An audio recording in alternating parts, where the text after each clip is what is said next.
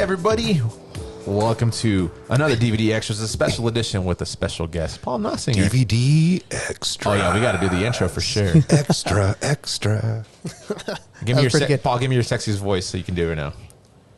DVD Extras. I'd masturbate to that. I totally would. I don't like the X on it. Let me do it again. Okay. Yeah. Oh, yeah, please do. Please, yeah, one more time. Just One more time. take as many takes as you want. DVD Extras. You should totally look into like doing the whole like call map and like just like greeting people and be like, you're on a beach. Yeah. What do they call AMSR or ASMR? Yeah. ASMR is what we call it. Asmers. Yeah, well, thank you so much. That episode was really fun. No, that was man. a lot of fun. That was a lot of fun. I know you have a couple of jokes you want to tell us. Yeah, well, I've got out of the bed. a buddy and I wrote this. We came up with this on our way from Charlotte, North Carolina to Myrtle Beach, South Carolina, because I needed a joke. And so, as I mentioned, I don't know if I mentioned, my wife and I have been separate. We've been divorced for 2 years and separated for 2 years. And I tried internet dating, and I had some absolute fucking disasters. Mm-hmm. One I went out with for a while, and she wanted to be polyamorous. She wanted to see other people after what I thought was kind of going to be a serious relationship. And, so we split up, and it was not an amicable split up. It was kind of a, fuck you split up. Mm-hmm. And, but sometimes it takes, 4 or 5 months to discover if somebody's your cup of tea or if you're their cup of tea. And in my case, it took me that long to discover that I prefer my cups of tea without other people's dicks in them. But there was a really good,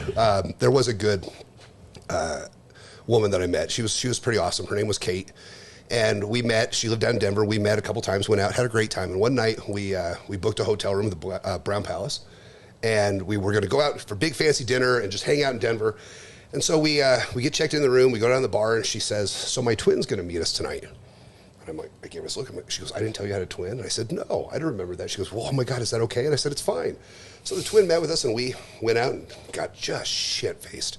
And there was some drinking, there were some drugs. We get back to the hotel room, and I ended up sleeping with her twin. And the next morning, I called my buddy Vic, and I said, "Buddy, I fucked up. I screwed up." And he's like, "Man, were you that drunk you couldn't tell the difference?" And I said, I should have been able to tell the difference because, Kate has her left nipple pierced, and Mark has a huge cock.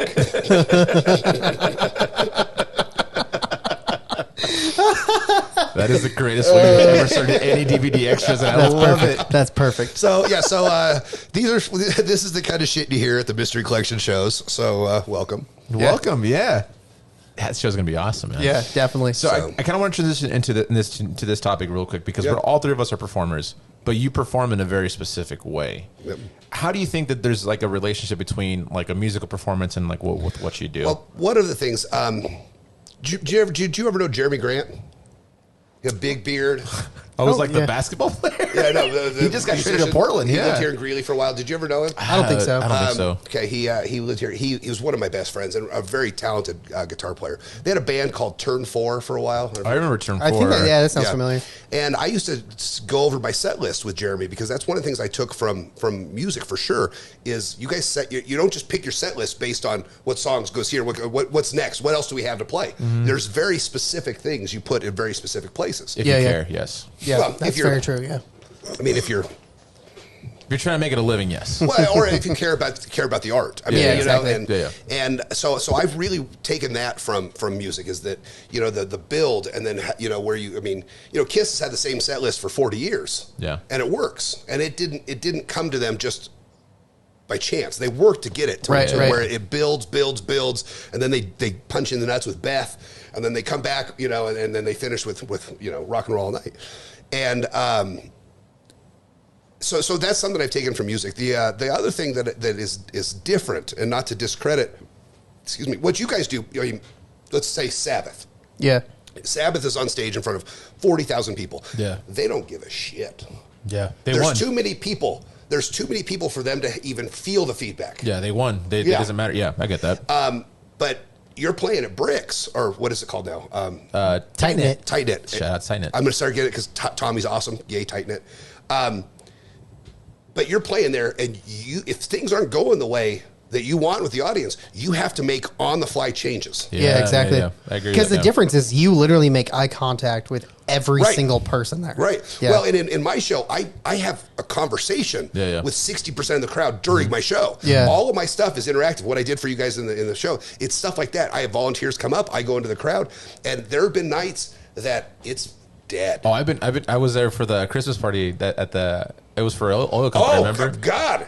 It's a good thing that check had a comma in it. Yeah, for sure. And it was funny because so we did a show together. I opened up for Paul. I forgot that we totally did this. Yeah, I totally forgot that too. But I opened up for Paul, and I was But you had to go, so you had another one, so you didn't stay for the whole thing. No, I sit for most of it. Yeah. And he struggled, but not because he was doing bad. It's just because the crowd was just not they didn't give a into shit. it. Yeah. And they didn't give a shit. And that's the beautiful thing I think about entertainment is that at the end of the day, every crowd is different. I think sometimes people forget that about playing like from city to city or from place to place is that you're gonna get a different crowd every single time, especially if they don't know you. Yeah, Granted, yeah. you said, if you're Black Sabbath, you can give a shit if you're Black Sabbath what you play. As long as you play the good songs, they don't give a shit, right? Yep. You won. But yeah, dude, that was. I was loving it. I enjoyed it, but I was just like, oh man, he's having a bad night right now. Well, then, I do the majority of my shows. I would say probably 60 to 70% of the shows I've done, period, have been on Bourbon Street. Yeah. You want to talk about a different crowd every night. Oh, yeah. Because sometimes you get a bunch of Chads and Britneys that are just drinking too many Hurricanes. Yeah. And other times you get insurance executives that are in with their assistants, but yeah,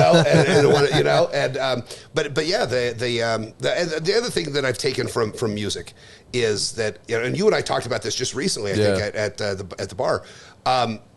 If I go out, if you go out, let's do Sabbath again. If Sabbath goes out and they do a full 90 minutes of new material, their audience is going to be pissed. Exactly. And that's okay. So kind of on that note, I think that's why AC/DC dropped off because they were coming out with new albums all the way through the 90s. And the most recent new album that I remember, I was in high school. So that's early 2000s. Oh, yeah. I know what you're talking about. Yeah. And I'm everybody's like, what the fuck? It's cool that you guys want to do this, but nobody is going to watch this on tour. And that's the hardest thing I think about doing what we do is that idea of I'm tired of playing these fucking songs for you guys. Let me just kind of creatively get out there. And if you do, it better be fucking great. But anything that's been considered classic rock from 2000s and up, I think they just missed that niche, right? It's the evolving with the way that the sound goes to making it sound better. I think the only person that has probably done that is maybe Beck. Yeah, I could kind of see that. Maybe Paul McCartney. Yeah. Well, but you look at bands like Def Leppard.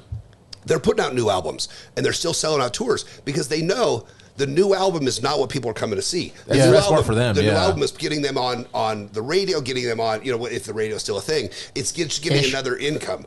But it's Kiss had one, in the last 30 years, they had one slot, and now it's filled with Psycho Circus. Yeah. But they would have one, for whatever shit whole album they came out with, they'd put the one single from that in that one slot on their set list. So, but the flip side of that is, if you go see Seinfeld, or you go see Bill Burr, and he does his latest Netflix special, you're also upset. Yeah. So what I have to come up with balance. is I have a pretty.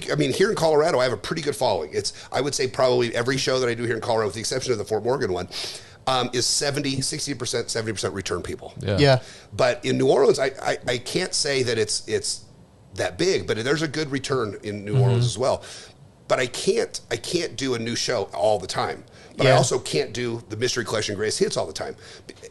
For me, I get bored with it. Yeah. So I'm constantly working on new stuff. You're constantly working on new songs, not just for audience, but for your own creativity, to fuel your own creativity. Yeah, exactly. That was one of the biggest steps I took with because I do cover music, and I will always. I admit to that it's kind of hard to at times, but it is what it is, right?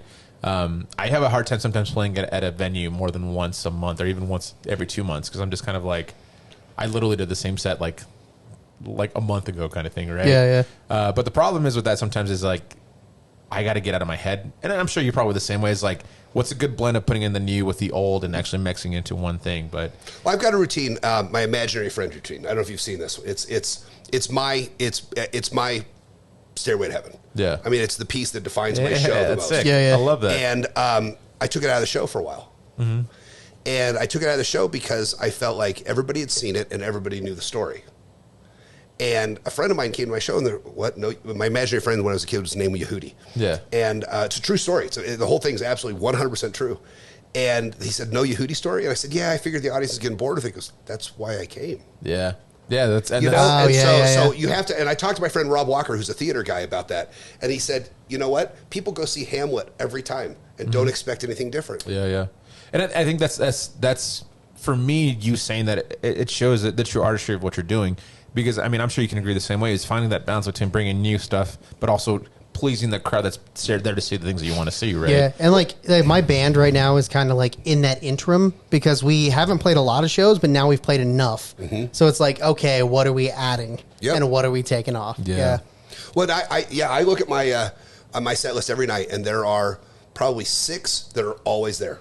Yeah, they're always there. You know, Kiss has never taken Beth out of their set list. Yeah. I'm never taking that horror movie thing out of my set list. I'm never taking my spirit animal routine out. I'm never taking, but there's some other ones that are big punchers that I rotate around because I always want to try something new. Absolutely. And for example, the show on the 29th, I've got 2 new pieces and that I've not performed for people yet. Yeah. And I've been working on them and one of them's, I would say 2 or 3 years in the works. And I finally got it to where it's not full. It's not the full routine, but it's enough to present and to get some feedback. So I'm gonna try something. Yeah. And it's for me. Right. Yeah. Which it should be, right? Yeah. Yeah, I feel like a lot of kind of what you do mimics a lot of just stand-ups. Like, well, it's more similar to stand-up for sure. Yeah, you have like a bit that you practiced, you worked on, but until you put it in front of people, you're never going to have that bit done. Yeah. Well, and one of the things, a stand-up comedian doesn't say, okay, now I'm going to tell you a joke, and the punchline's going to do this. That's why I hate magicians. Unless you're Dave Chappelle. I have this. It's a punch in the pussy. There was a great mentalist named Bob Cassidy, and he used to call it jazz mentalism, where if you don't tell your audience where you're going, they don't know where you're going. Yeah. It allows you to fuck up, but you just got to have like 10 outs. Yeah. If you don't say, I'm going to make this card disappear, you're going to reappear, tear it up, and it's going to be built back together. If I just say, hey, pick a card, I can go 100 different ways. Yeah. And so I've performed enough shows that I've got outs for most of my stuff. So if it fucks up, it's a whole new trick. I think credit to you, man, because that right there is already a step further than most people take it. Yeah. You know what I mean? Like, I think with art, sometimes you get too comfortable doing a routine instead of just like improvising what you have to do, and that's what separates those good shows from the bad shows, right? Like, I think the best way that you can find out who's a good artist is how they handle something happening that shouldn't happen.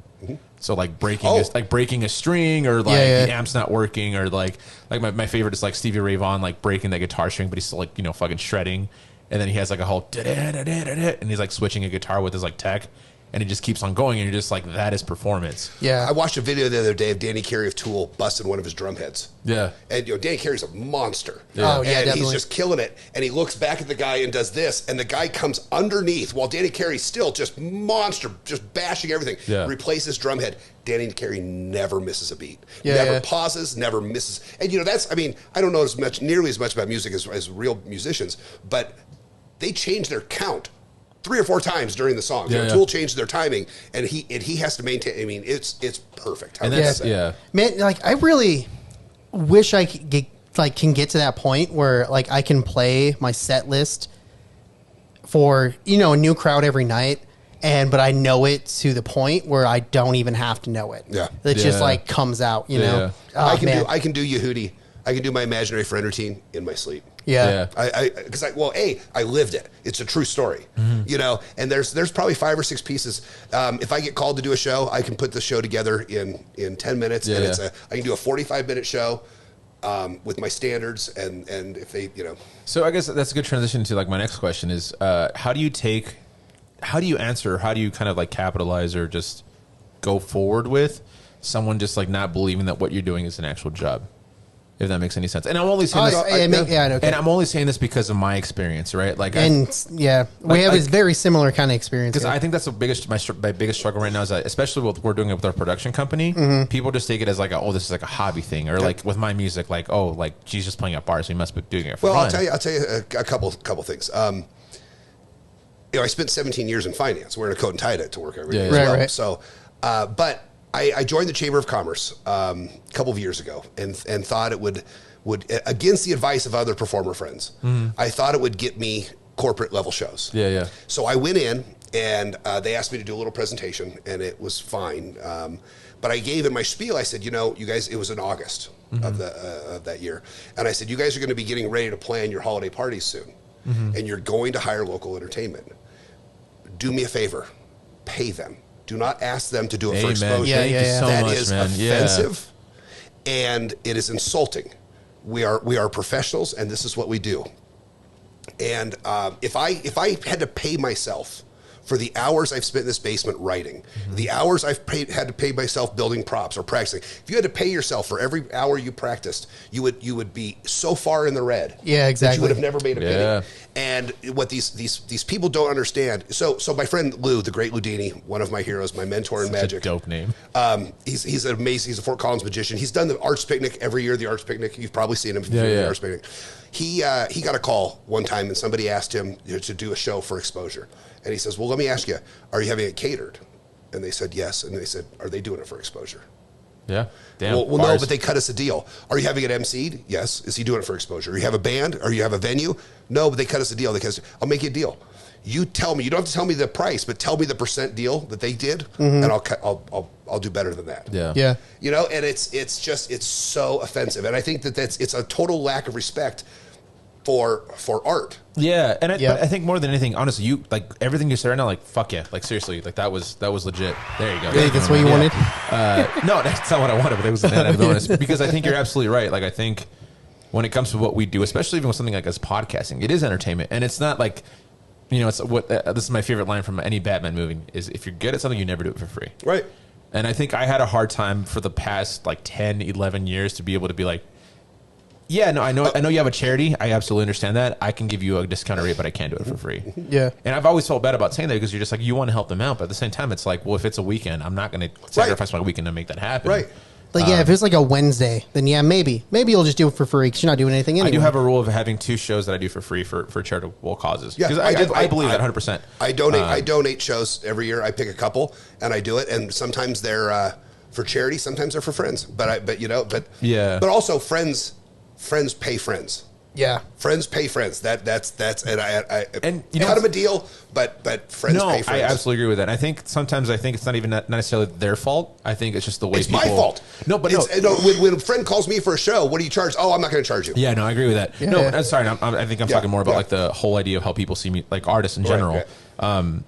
Society just puts it that way sometimes. Like they see it as a pipe dream, and I think it's our responsibility as artists who have come from something and made something out of it, right? To be able to be like, I'm asking you for this because this is how I made my income. Well, you think you're just paying for just me showing up and performing, but you think I just did this on the spot? Like, like there's, it's bringing up that idea that creativity is a revenue. You're paying for when you were 13 and sitting on your porch playing guitar. You're paying when you were 15 and didn't go watch a football game because you had a guitar lesson. You're paying for paying for all those times of sacrifice. I went out the other night with my dudes and we went down to Tower 477. We got to go out, man. Shit, this is fun. And I get introduced to a guy that was friends with them, and he says, "And what do you do?" And I said, "I'm a professional magician." And he goes, "No shit, I love magic. Show me something." I hate that. And I said, I'm out with my buddies. If you want to, Matt's selling tickets for my next show. You can go buy them up there. And he's like, "Well, come on, show me something." And I said, I'm out with my buds. I'm that's when you got to hit him with like the. You know what? Fuck him. I'm not going to do it. I'm not going to do a trick for him. I'm not going to do a trick for him. My response for that is always, it's my day off. Well, and you know what? I gave him the opportunity to buy tickets. Yeah, right. And so then this fucker says, "I'll give you $100." Yeah. I said, no thanks. I said, $100 will buy you 4 tickets to my next show. Well, then he's like, "All right, come on. We'll go in the back room. $500 if you give me 30 minutes of magic." And I looked at him and I said, "I have said no politely 3 times. Go fuck yourself. Don't make me answer this again." Yeah. Do it. Fuck that guy. Yeah. What? Come on, Chris. Dude, what are you doing? There's 2 different Fuck soundboards. That guy. Dude, it's so good. I love it. So fuck you're that absolutely guy. Right. But I cite Ozzy because I want to be considered in the same sentence as Ozzy.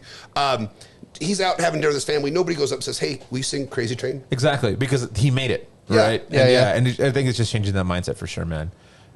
So there's a lot of correlation between stand up and what I do, and okay, but it's a job. That's it's a job. It's a job. I think when I really struggled with that corporate show that you saw that we did together. Yeah.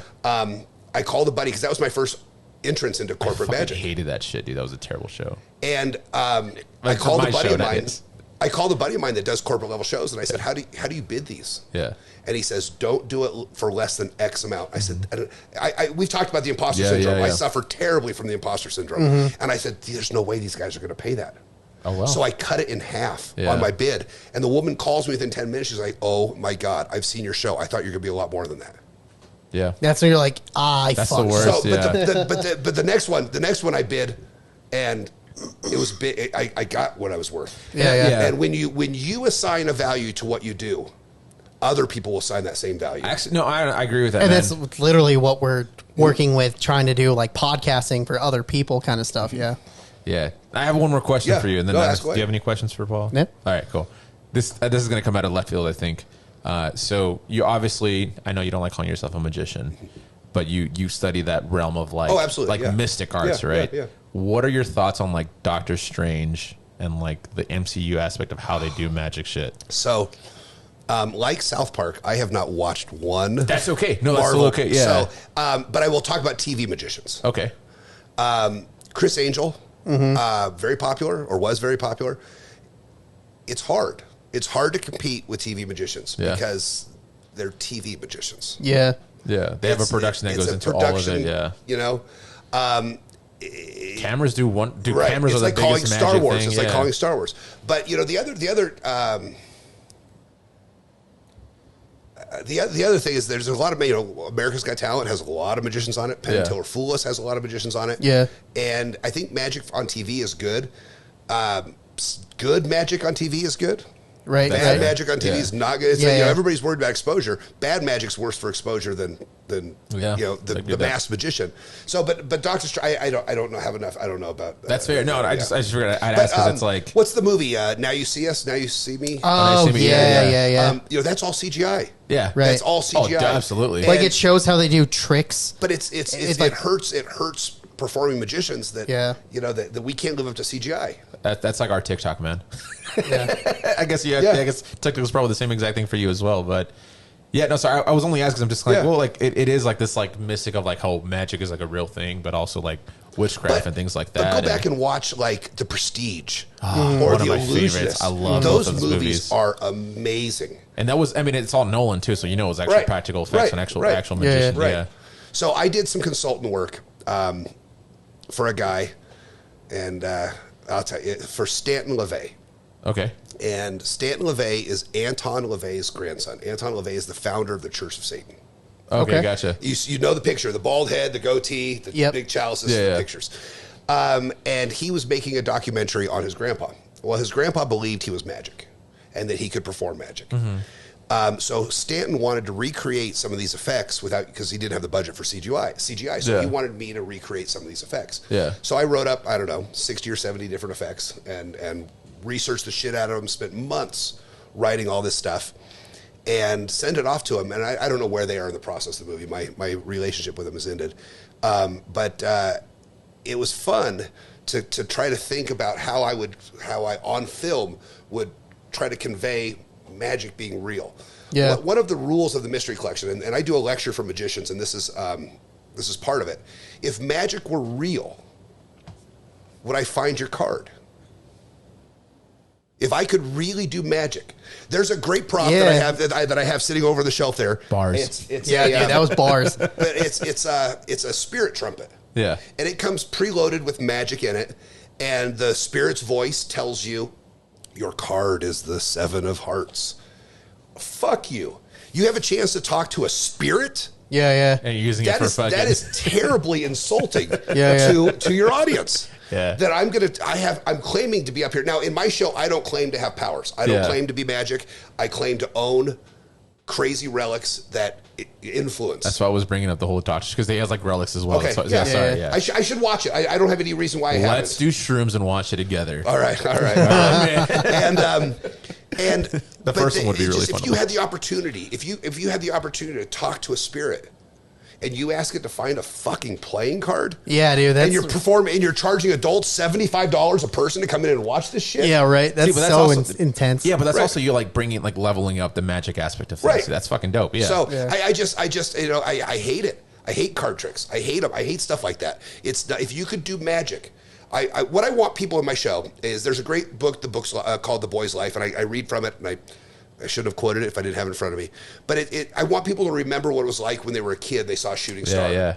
You know, and forget about your shitty job, forget about your shitty insurance company, forget about your shitty, everything that sucks. And for 90 minutes, just remember what it was like to wonder. Yeah. And remember what it was like, remember what it was like to not have to worry about, I have some parts in my show that when I talk about imaginary friends, I say, who had an imaginary friend? Yeah. And people are like, oh my God, the pride I had an imaginary friend. Yeah. Or my kid has an imaginary friend.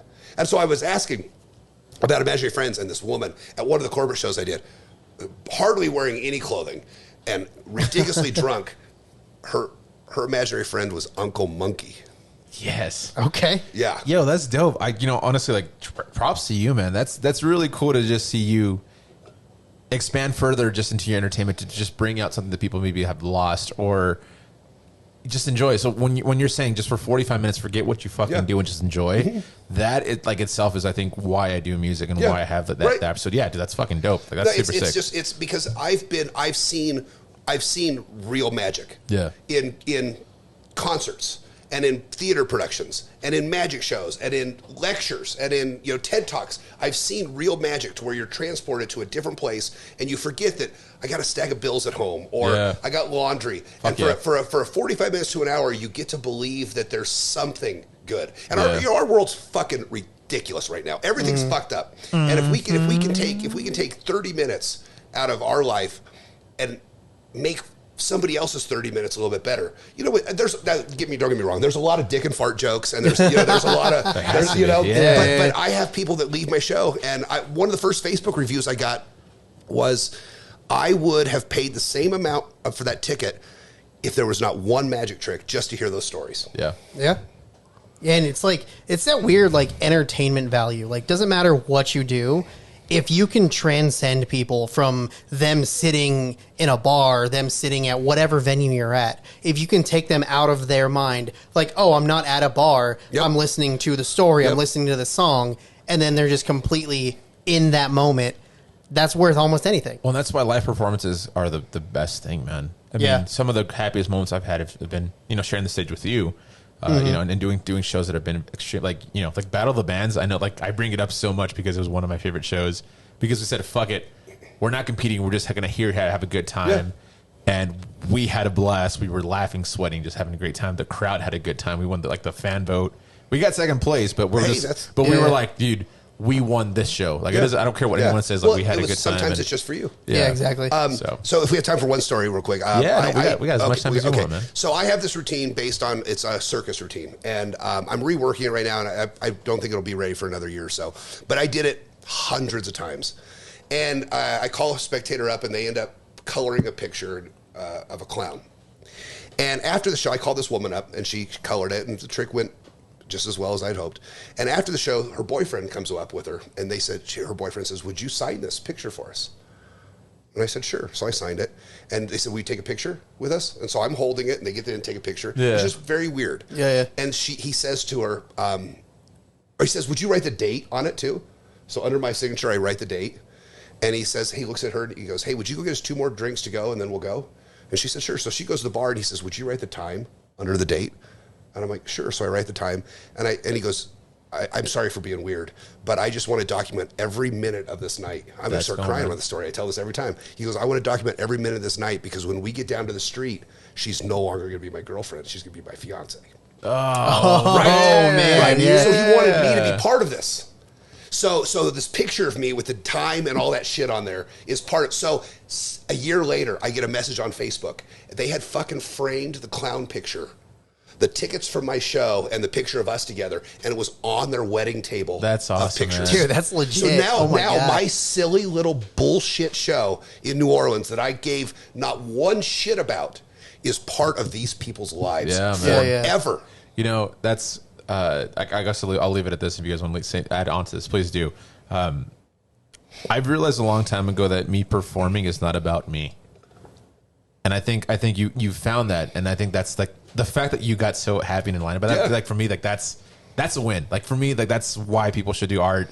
I know there's a lot of people that do it for their own self agenda. We have people that we used to know that do it for exactly. Well, that's why I hate magicians. When You know? magicians say, "Look what I can do! Look what I can do! Look how special I am!" Yeah. Fuck the me. It's all about the we. Yeah. Well, Yeah. my show is you get to make your free choices. You get this object, and you did it. Yeah. Oh man. So that's I had this really cool. fun thing, and I'll show you a couple of them. I had this really fun thing when I started selling out shows on Bourbon Street. After my 10th one, I'm at I think 26 or 27 consecutive sellouts on Bourbon Street. Fuck yeah. I started getting tattoos to commemorate them, and I would say to the audience, "Okay, I'm going to get a tattoo. Who wants to go?" Oh, nice. And so there's a group of super hot little goth girls from Florida that have the plastic vampire teeth. Nice. There's a couple dudes that went and got the game pieces with me from like Ohio.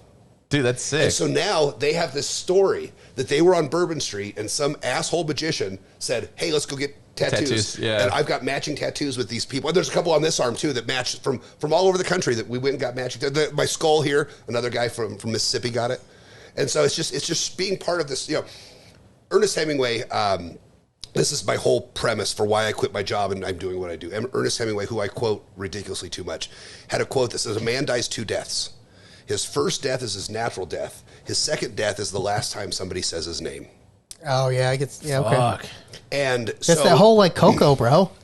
Like have you seen Coco? So like the whole concept of that is it's the Day of the Dead, and somehow this little boy goes into the area of the dead, The afterlife. pretty much, yeah. Okay. and is it that cartoon? Yeah. Okay. I haven't seen it, but I know it. Yeah. But basically, in the afterlife, their spirits disappear once people forget who they are. So, absolutely, so the whole thing is Coco because his grandma, His grandma. yeah, his grandma's dad, Great grandma. yeah, his great grandma's dad was in the afterlife and he was hanging around with, and he was slowly starting to disappear Because she's the only one that remembers. because him. Well, so what I thought I had this in my mind when I quit my job. My daughter she's 16 now, so she was 9 when I quit my coat and tie job. And I thought, she's never going to brag to her kids or her grandkids, "Man, you should have met my dad. Sometimes he'd work 60 hours a week." Yeah. right. He was never home He for had anything. 3 monitors on his desk, and he was really good at Excel spreadsheets. But she will say, Hey, we do need a guy, so if you're interested. well, but she will be able to tell her grandkids, "My dad followed a dream that he had from when he was a little kid, and he got to travel through Peru with a guy that was on TV. He got to meet a vampire woman in New Orleans, and they opened a restaurant together. Yeah. And he got to travel, and he got to do amazing things. And some woman got married with his picture, on their table with their cake. Those kind of stories. Or Hemingway, he was onto something. Man. Yeah, that's good.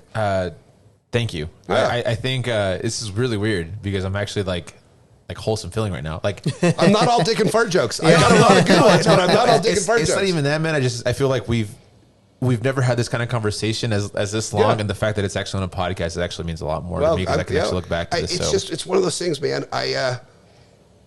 I'm too old for bullshit, man. Yeah, for real. We have a very I told you my buddies from Homeboys at Home. Yeah. This has really been hitting me a lot late as I get older. I had this rap band when I was a kid. I don't think I said it on air. No, you and didn't. both of my buddies, one of them was killed 2 years after we recorded our album. And oh God, what I would do for one of those tapes now. Right. Yeah, for real. Oh God, here's the lyrics I remember. Oh God. Yes. We're homeboys at home. Our heads are filled with foam. We pound the streets at night while you sucker MCs play with sissies rainbow bright. Bars. Fucking bars. We made about a dozen tapes. We had 6 songs, 3 on each side, and we gave them to girls in school. Well, about 2 years after we recorded that album, my friend Derek was hit and killed by a drunk driver. Yeah. And before his 30th birthday, my friend Drew was shot and killed by his wife. Yeah. And I just, our time is limited. This is not a dress rehearsal. Yeah. Mm-hmm. And when we're gone, I want my kids, I want my friends, I want the memories of, the other night at my birthday party, my friend Paul and my friend Ryan Roth, they started this thing that Paul went to a funeral recently, and everybody went around the room and said amazing things about this guy. And Paul got to Paul, and Paul said, "Why didn't we do this while he was alive?" Yeah, 100%. And so they all said something, and my kids got up and told stories about me, and it was just one of those things where this is, I mean, I don't know. I hate to get too. I prefer dick and fart jokes. No, for sure, man, but also, like, it's just one of those things where we have to be real. There's too much bullshit out there. Yeah, Every day we're dealing with some asshole with a gun, or we're dealing with politicians lining their own pockets, or we're dealing with the shitty police officers. I read something the other day that says if police officers do their job, people like them. You've never heard a song called "Fuck the Fire Department," but it's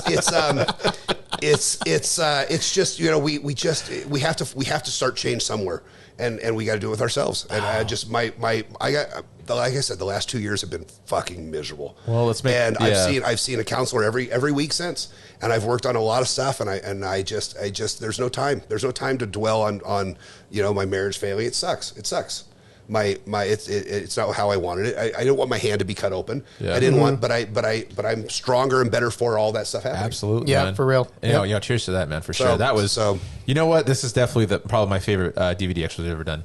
Well, that's pretty good. Let's talk some shit about somebody. We can't end on a we sounded like a good guy. Can't end on a good note. No, yeah, let's bring this down really bad. Ralph Nader, you guys. Fuck that guy. Cost Al Gore the election. Yeah. So Gary Johnson. He's okay. No, he cost Hillary that election. Yeah, he did. Well, if you really want to talk that, fuck Bernie Sanders. He put Trump in the. yeah. And if you want to even get deeper into this, this is going to be very controversial. Fuck Ruth Bader Ginsburg. Oh, had she not? Have you read the article? There was an article about a year ago that Bill Clinton and Obama took her out for lunch in Obama's first term and asked her to resign because they knew she had cancer and they knew she was going to die. And she said, "No, there's still work to do." Had she resigned, they would have filled their spot. Obama would have been able to fill that spot. Oh man, interesting. Wow, I didn't know that. But. So no, look it up. It's all. I'm not running my mouth, but she did way more good than fuck her. But it's. But I think it's also it's up to us at this point to just not necessarily make a change because obviously voting doesn't really work apparently that we know that. But also I think it's also important for us to just push towards inspiring people to become better. And I think we're all doing that really well. Well, and we can reach out because we all have friends in other states that aren't as friendly as our state. Yeah. And we need to tell people that people like us, we're on your side. Yeah. We're on your side. And because people in today's society, everybody feels so alone in everything. They could have a million friends, but they still feel alone. But you know what? For real. We had a friend, right? You know what's wild about that, I think, is that, I think we said earlier, is that the pandemic, it was shitty. Regardless of where you were at in life, it was shitty. Mm-hmm. But I think sometimes through tragedy comes opportunity, right? Dude, this makes me sad to say this. This makes me very embarrassed to say this. I'm glad it happened. Yeah, with my life, if it wouldn't have happened, I still would be in a miserable marriage. Yeah, it's all hindsight, right? Right. Yeah. It forced change in so many people. I have so many friends that turned a side hustle into their job. Yeah. And now they're making enough to be able to live. It's not just side hustle. Yeah, that's where we're at, man. It forced change. That's where we're at. Dude, for sure. Yeah, because honestly, without the pandemic going, literally doing nothing, I would still be okay with working 50 to 60 hours every week at a job that I have no.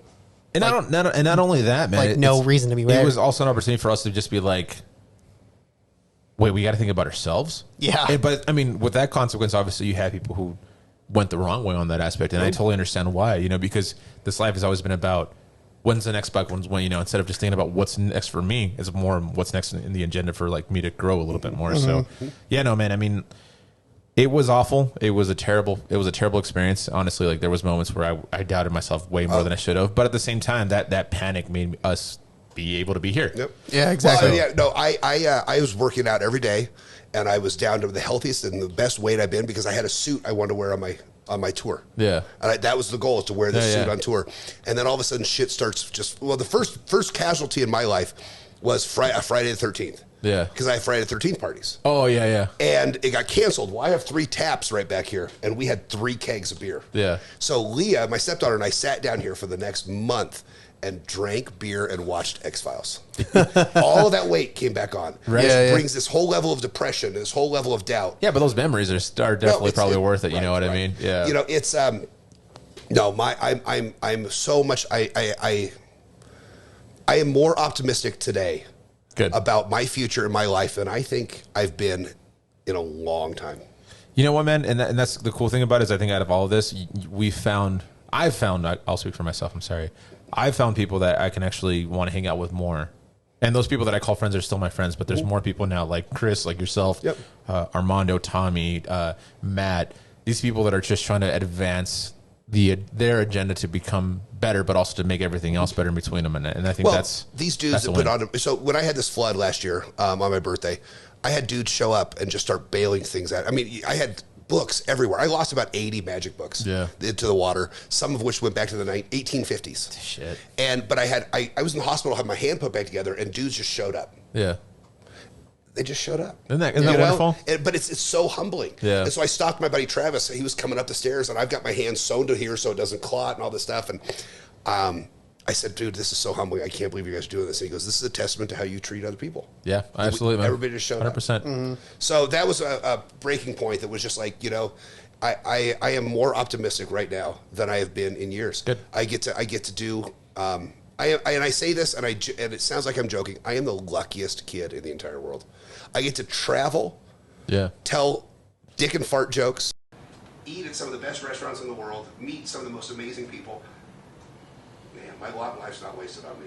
Well, man, cheers to you, man. So, Cheers to that for sure. now, before we end though, we need one more dick and fart joke for sure. Because you said it like 5 times. End it with a good one if you have one.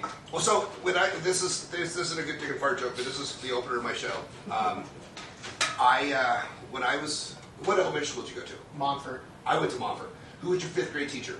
Oh, fuck, I could remember. Do you remember Mrs. Peel? Was she still there while you were there? Yeah, she was my 4th grade teacher. Okay. When I was the same teacher? So when I was in 5th grade, Mrs. Peel was my teacher. Yeah. She's fucking old. And she was a twat, wasn't she? I believe so, yes. Okay, well, trust me. I auditioned for the talent show. Okay. And I did card tricks and told jokes. I killed. I worked so hard. Because I wanted to be a stand-up comedian when I was a kid. That was my goal. I used to tape record the monologues from Saturday Night Live. Mm-hmm. So you don't like her nowhere outside of school, do you? Oh, no, I barely remember. Okay. I remember she had like a really stupid little bob haircut. Yep. And she was out in the modulars and not even a real classroom. Okay. And I always was like, oh, that's because no one likes you. Okay. She's probably dead, so it's fine. Well, so she... I do have a funny story about that. But, well, not that she's dead, but she's one of my oldest brother's friends growing up. Uh-huh. And her son is super cool. I'm out of touch now, but my brother's best friends with him growing up. And he TP'd his own house because that's how much they hated his mom. Okay. Well, this is going to make a lot of sense. So I told jokes and did card tricks, and I killed. I worked really, I was very proud of it. Yeah. I practiced it in front of my parents and their friends. I was so proud of it. Everybody loved it. She calls me over to her desk afterwards, and she says, you had better hope you get a good job, because nobody in their right mind is going to pay you to listen to jokes or do magic tricks. So, fuck that guy. So what's funny is she was such an old twat that I'm sure 2 minutes after that she forgot she said it. Yeah. Oh, yeah. But here I am. How old are you in the 5th grade? Rocking like a hurricane, baby. 9, So I'm 10. 37 years later, and I'm still telling the story. So these are the jokes that I told that day. You ready? Have you heard about the magician from Mexico City? He promises his audience he's going to disappear on the count of 3. Oh, God. He goes over to the right side of the stage, snaps his fingers, uno. Goes over to the left side of the stage, snaps his fingers, dos, poof, vanishes without a trace. You know that one? That's funny you say that, because I told that joke okay. 2 days ago. 2 days ago. Okay. And that's only because I was hanging out with 2 Mexicans. Okay. Sure. Guy goes to a funeral. Okay, well, first, this is the easy one. What do you call a bear with no ear?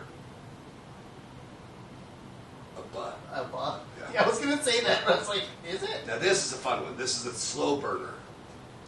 Guy goes to a funeral and he taps the widow on the shoulder and he says, ma'am, do you mind if I go say a word? She goes, no, please. So he walks up to the microphone, taps the microphone and says, plethora, and turns around and walks away. And as he walks by the widow grabs his hand and says, thank you. That means a lot. That's a good one. On that note, God damn it, on that one.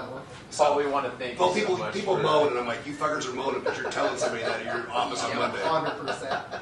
So, no, guys, thanks for letting me let me kind of whine and talk about No, it. this is honestly, It's been great. this is really good. I'm working on it. Hopefully, have it by the end of the year. The mystery collection book. It's called The Monkey's Paw, based on the M.M. Jacobs story, The Monkey's Paw. Yeah. And it's a collection of stories. It's a collection of routines. I have some things I want to get published before I take them out on the road, so I get credit for them. So I just don't steal them. There so you I go. can get it, There you get it go. print. There you go. So there'll be a lot of these stories will be in there as well. We'll definitely do. Yeah, we had that our collection in the studio.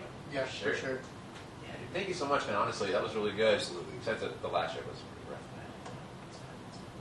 Well, I'm glad you got No, I'm just every future show. I hope you play "Fuck That Guy" every show. It just makes it make me happy. What was your teacher's name again? Mrs. Peel. Honestly, I love it. It's so favorite for sure. Paul, thank you so much, man. Oh, This has thank been you. wonderful. Thank you. Honestly, this DVD extra is probably twice as long as most of the usual ones, Okay. and I'm not complaining at all. All about right, it, all right. so. Well, you want to edit anything out? Please do. No, we like it raw, yeah, for sure. All right. We like it raw. That should be our best of 5. All right, mystery like collection. it, we're Mystery all- collection on Facebook. Give me a like. Just trying to get. You guys don't spend a lot of money on advertising. I don't spend a lot. I don't make a lot of money, so I don't spend a lot of money. The only thing you get is from is from your friends talking about you and your friends Exactly. talking about something. Yeah. Absolutely. Like yeah. most of our listeners are actually people we physically know. Yeah. So yeah. Except for one guy or one person from Germany. Yeah, Shout out that's to true. them, yeah. Well, I'll put this out on my social media. You guys will get some fun. You'll get some fun people coming out. That'll be awesome. You'll have some Yeah. witches, some Satanists, Super down. some tarot readers, probably some. I kind of want to get my card turned for sure. That'd be awesome. Okay. There's a great tarot reader. She's a dear friend. Her name's Meg. She lives up in Estes Park. She's a dear friend. She's awesome. So You're going to get deported in 10 years. I'm a U.S. citizen. yeah, not 10 years yard. Pedro, not 10 years yard. Damn you! All right, so yeah. Thank you guys again so much. You guys have a good one. Catch you next week. Cheers. Yeah.